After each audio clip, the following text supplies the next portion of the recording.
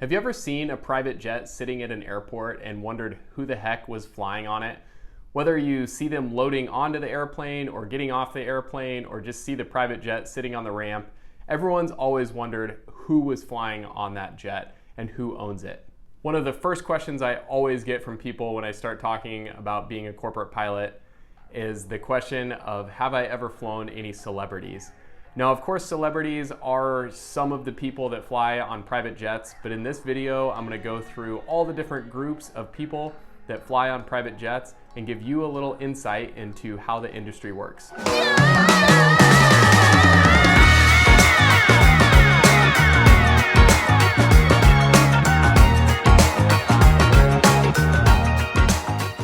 And welcome back to the Pilot Pots YouTube channel. My name is Michael. I have been a professional corporate pilot for about 8 years and been flying for about 12 in total now. I work for a charter company based in Las Vegas, Nevada, and through all my years of flying, I have flown all types of different people. Now, of course, before we get into the different groups, I have to ask you and plead for you to please hit that like button, subscribe to my channel, and leave a comment down there of what questions you have about corporate aviation, and I'd love to get into them in a further video. And remember, every like you hit gives a better chance of a smoother landing on your next flight, I think. No guarantees, but I'm gonna guarantee that you should try it. So just hit the like button, try it, smoother landing next time you go fly.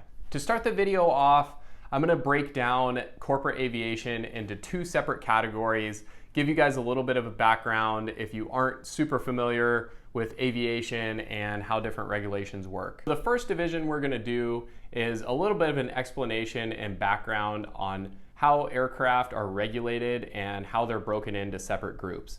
So airlines are part of what's called Part 121, and we're talking about the Federal Aviation Regulations, or the FARs as some pilots call them. So Part 121 is an entire section in the regulations that governs how airlines operate. So that's obviously not what we're talking about. On the private side of things, there is a section called Part 91, which is for individual aircraft owners. Now, this can range anything from the smallest little propeller-driven airplane all the way up into a big private jet, no matter what size it is. And as long as it's being operated by one individual and not sold for hire in any way, it lays under the Part 91 regulations. The other majority side of what we think of as private jets is Part 135, which is charter operations. So that's like the company that I work for works as a Part 135 charter company, which means basically you're selling the airplane for hire. People come to you, request a flight, they book a flight, you fly them, and that's the end of the story. To go further down this road and start talking about the groups of people who fly on private jets, we're gonna touch on the Part 91 sector for just a little bit, and the Part 135 is probably a little bit more exciting and more of the questions that people ask about. So on the Part 91 side of things, in private jets specifically, so I'm not talking about somebody who just owns an airplane for fun, private jets, there are two groups within that of people who will own and operate these jets. One is gonna be a business. Now, businesses could be small all the way up to massive multi-country corporations like a Coca-Cola, Home Depot, Google, Apple, all the way down to a smaller, say a construction company that has business in 2 or 3 surrounding states, but it makes sense for them to have a light private jet. For these corporations, on the smaller side of things, definitely people like the CEOs, the high level management will be riding on these airplanes, but generally they're actually flown on by mid-level to high-level management who is in charge of overseeing different stores or work sites or whatever their business may be in. If a business is consistently traveling to various states outside of just one local area, they can definitely start justifying owning a private jet to get them around from place to place. One of the biggest Part 91 fleets in the entire United States is Walmart, headquartered in Rogers, Arkansas, where they operate a fleet of Learjets, and they're kind of renowned for Walmart style private jetting, which is kind of funny to say. I haven't actually been on one of their airplanes, but rumor has it that they actually take the carpet out and just put linoleum flooring down on the airplane so it's easier to clean. And they are consistently running those airplanes 6 to 8 hours a day, visiting 5 or 6 locations and shuffling around all kinds of mid-level management, helping oversee stores, go in, check up on different stores, go to stores that are opening and in a construction process and looking at new sites. And they basically run like a mini airline. So that's just one example of a business that operates a fleet of private jets for good reason. The second aspect of Part 91 private jets specifically are just extremely wealthy individuals. Now, before I get further in this video, I'm gonna say, please leave politics and feelings about wealth and things like that out of here. I totally understand it is a very valid topic to talk about, but the reality is that there are some extremely wealthy people who operate a private jet just because they can. That is the other group of people who are flying Part 91 primarily. Moving on now to the segment of private aviation that I work in and am very familiar with is Part 135 charter. So through my time of flying, I can boil down Part 135 private jet users into 4 different groups. The first group we're going to talk about is probably the most fun and definitely the most asked about, and that's going to be the celebrities, well-known public figures, and people who have made a lot of money being famous. This is going to include people like A-list actors, athletes, there's singers, there's entire bands, flown comedians, rappers, and yes, I did separate singers and rappers. One of the funny ones in today's age, and if you hit that like button enough, I might be there, but social media stars are becoming more and more common. They can be pretty annoying because they always show up with a giant film crew, whereas I'm sitting here with my iPhone on a stand and a ring light. So top-notch production and a microphone. I mean, stepping things up here. But in reality, in today's world, it's becoming more and more common to fly someone who has made it big on YouTube, Instagram, TikTok. They're influencers or influenza, whatever you want to call them. And I guess I may or may not be part of that group a little bit now, so whatever. But I don't got that private jet money yet. And I'll include well-known public figures such as politicians on this list as well. Now, a lot of these people, yes, they have the money to be flying private, which is why they're doing it. But there's a couple other wrinkles to this group specifically that doesn't really apply to the rest of them. Now, one of the reasons they're flying private is because they are very visible, and unfortunately, paparazzi and just normal people wanting to talk to them constantly, they are always in the public eye, and flying private can be such a nice getaway for them. They don't have to worry about questions, they don't have to worry about taking pictures or signing autographs, or if they're a politician or controversial person who's very well known in the public eye, they don't have to worry about coming into confrontation with people. Whatever it may be, it's just a lot easier for them to fly private out of the public eye. There may be a security risk to some of the people as well. Politicians, of course, are known for that sort of thing. As we just talked about, there can be some controversy with these people. So it's definitely a more secure way to fly someone so they can always have control and eliminate a little bit of an aspect of the security concern. Now, another wrinkle in this group is that generally they aren't the ones that are actually paying for the flight. The funny thing with this group is a lot of times the private jet travel is set up through whatever they are doing. So for instance, I recently flew a cast of a television show that's going to be releasing next year to Atlanta from Los Angeles, and I guarantee that the production company on that, one of the items in their budget was transportation for the A-list cast. On the music side of things, a ton of the singers and bands and DJs all have that in their contract as well. If they're flying to a location that's been set up for a concert, especially in Vegas with the residencies, most of the artists who have residencies here, part of their contract is private jet travel. I heard a story about Elton John actually having a contract that he would be flown back to Los Angeles every single night he performed by the Caesars Entertainment Group. So I don't know for sure if that is true or not, but apparently he would be flown in on the day of the show and then flown back home after the show. So every time he was having a show, he was loading up on a Gulfstream before and afterwards because he did not want to live in Las Vegas, and it was in his contract to fly him for every show, which is kind of crazy.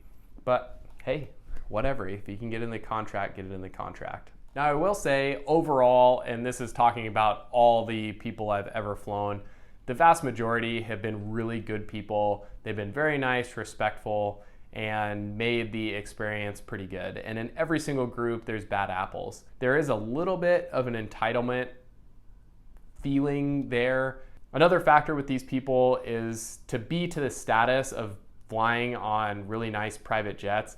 They've probably been in the industry a very long time, or they've been an athlete for a high-level athlete for a very long time. So they've become a little bit accustomed to the lifestyle that comes along with that. Now, I'm not saying there's anything wrong with that, but if that's what you're used to, you just kind of start to lose that appreciation for it because it becomes your new norm. I would say that celebrities and well-known people maybe make up 5 to 10% of the flights we're ever doing, and even that might be high.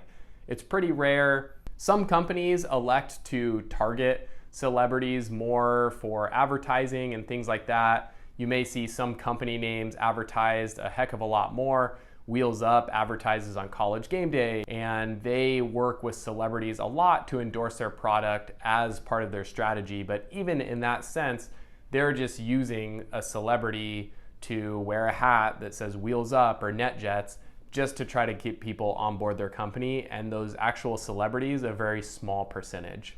Moving on to the next group, and kind of two groups because they have similarities, so I'm going to touch on both of them a little bit, are going to be successful businesses and successful individuals, and I include those as kind of the same, kind of different, because individuals, I'm talking about flying more for personal travel, where that individual may still be flying private, but for their business side of things. As I talked about with Part 91 flying, if a corporation is traveling a lot, they have sites in multiple different states or all over the world, then it makes sense for them to be flying private a lot of the time.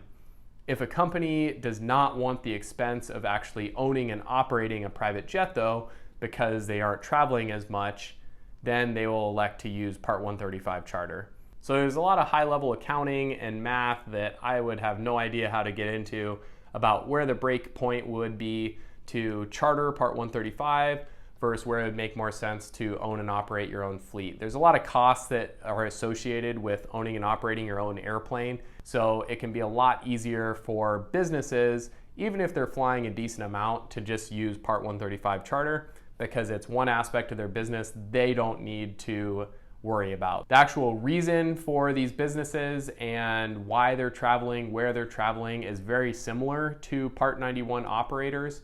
They are going around to check up on different businesses they're opening up, whether they're running or a new business or looking at a potential new site that they want to build on. So a lot of the same things, and it's generally the same people. Yes, you'll get the CEO of these companies or the president, things like that. But a lot of times it's mid-level to high-level managers that are in charge of these outreach programs and going around to these various sites.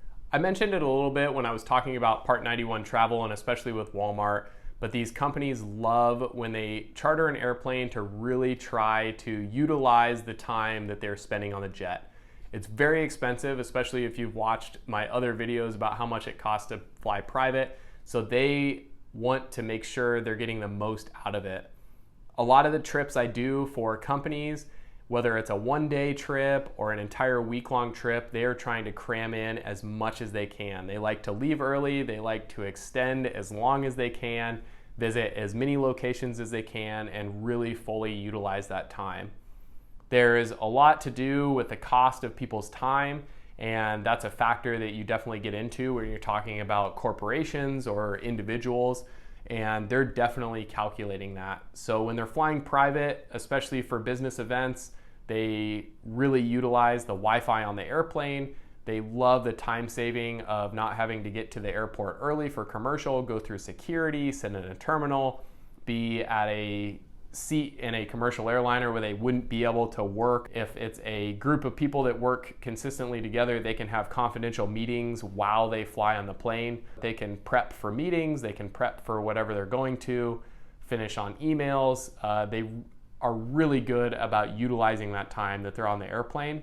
The other group that I touched on a little bit was the highly successful individual.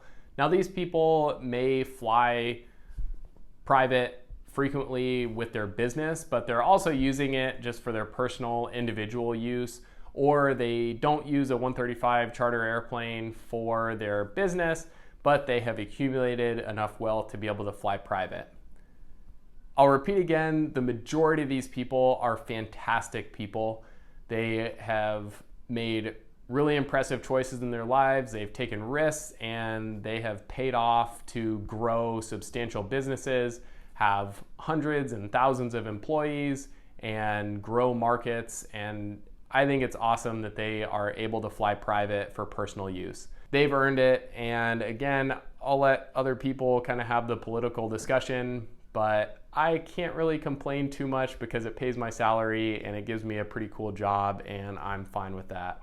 Takes me to some pretty cool places. Now, just as a little insight into who these people are, I won't always, but it is kind of fun to Google the names that show up on our trip manifest. And the crazy thing is the majority of these people are very hard to even find on Google. They have become successful by building businesses of all different types. The two most common that I can think of that I see when I talk to these people or look them up online are some kind of capital wealth management firm or investment firm. There's a lot to be made in those capital management, and venture capitalists are flying private quite a bit. The other most common one would be commercial real estate. Obviously, there's a ton of money to be made in that, and a lot of commercial real estate investors love flying private. These people are electing to fly private for a variety of reasons, but the convenience of it, the privacy of it, and when you are super wealthy, you also tend to own homes and want to go on vacation and things like that in more remote areas. So if you own a home where there's not much commercial service, or you want to go on vacation where commercial airlines would take you 3 or 4 days to get to, and maybe a boat ride and a little puddle jumper airplane ride, but you can charter your private jet to take you directly to the island or whatever country you want to go to, there's definitely a very cool aspect of doing that. So I will say here that the worst group of flyers that we have are the very wealthy individuals that did not build their wealth on their own. I don't want to throw everybody in this group under the bus, but you can instantly tell when someone was raised of just having everything handed to them. They grew up in an extremely wealthy family, and I will definitely put the blame on the family for not raising them in a way that made them appreciate what they have. I think it is on the parents to raise your kid, if they are growing up in this extreme wealth situation, to still teach them to appreciate what they have, teach them to be hard workers, and don't just give them everything. Unfortunately, there are definitely some people that grew up in the environment where they've just had everything handed to them on a silver platter, and they're always the biggest jerks. So that's a bummer. Most of the wealthy individuals in this group have worked extremely hard to get what they have. They appreciate what they have. They're extremely respectful, and I love talking with them, trying to learn from them, and realizing that just being a nice, good person with a hard work ethic and a couple good ideas can get you to a really good place. Now, moving on to the fourth group, and it'll be kind of a quick one, but this is the group that flying private is kind of a one-off thing for them.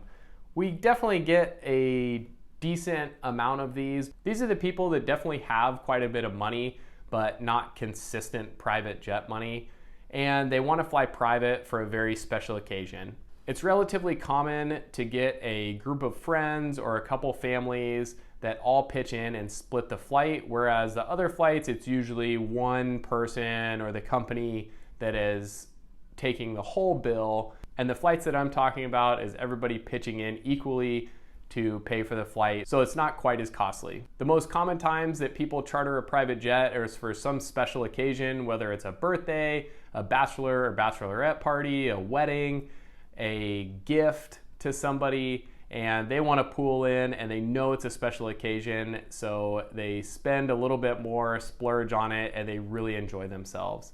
Now, to counteract the spoiled little brats that I talked about in the last section, these people are awesome. They have so much fun on the airplane. Now, sometimes they can get a little bit carried away when you tell them that the booze is free and they can have as many snacks as they want, and they really want to take advantage of every single second that they're on that jet. But I love these people. It's so fun seeing the absolute joy in their faces, and they know that it's something special that they may or may not get to experience again.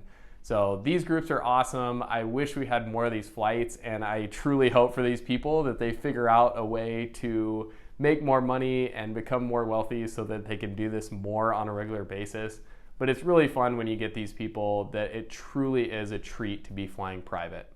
I hope that now the next time you see a private jet sitting in an airport, you have a better idea of who might be flying on it and what they might be doing. Sure, we fly celebrities now and then, but the vast majority are people that you've never heard of, probably just doing some business work or going on vacation or something like that. Once again, I ask you, please like, subscribe, put in those comments what you have, comments on this video. All the comments, all the subscribes, all the likes really help this channel grow, and I truly appreciate it. I will talk to you on the next one.